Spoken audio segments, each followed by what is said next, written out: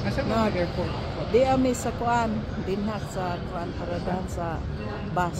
Paingon ni Tatay Digong. Dito gyapon sa ship. Nakoy mga kailang mga Pilipina. Hanigi kan siya sa Pilipinas pa. Gahapon ni abot. Hani Switzerland. Unsa imong gisakyan? Katay or Katay? Oo.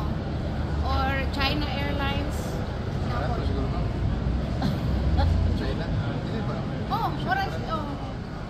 Bag- China man among gisakyan sa November nakauli ni. China. China Airlines. Pila Mo po ato sa Taiwan. Wala pa yung 1,000. 800. Return. Return. Euro? Oo, 1,000 euro. Pila man na? Uwi na yan. Mga 50? 60. Naas. Mga 60 na lang. 60,000 pesos. Yan. Palit mo ticket, mga pila ka bulan pa. Kuan May, 6 months. 6 6 months. months ahead? Oo. Ayaw po na 6 months ahead. Oo. Para makabarato ang kabarato. Kaya nadawat ang akong visa karon. Pagkasunod na adlaw, lupa din mo. Siyempre, VIP.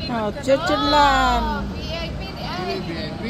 Ngabot diri, bisitang Tatay Digong. Di makakapalit ang ticket. Nagtrabaho ka sa ila? Wala. Taken siya. Sa kuan, sa government. Ito na. Aw! Sa LT Park. Dali ra siya maka-avail. Oh, dali ra. Ating mga na ticket. Oo. Pila ka bulan. Sa imo na. Iniabot na sa 100K. Nakabalik na rin yung manap nito. Oo. Kay kalit man imo Kay kwan mo ka, dapat 3 months before. Ha?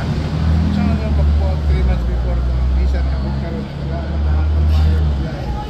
last minute. Muna among nakaila do kabuk taga Switzerland. We are here. Oh, mubakasyon ni Switzerland. We are Ato mi sila ha. almost there. Oh. Ready to go na ka na ay kuan.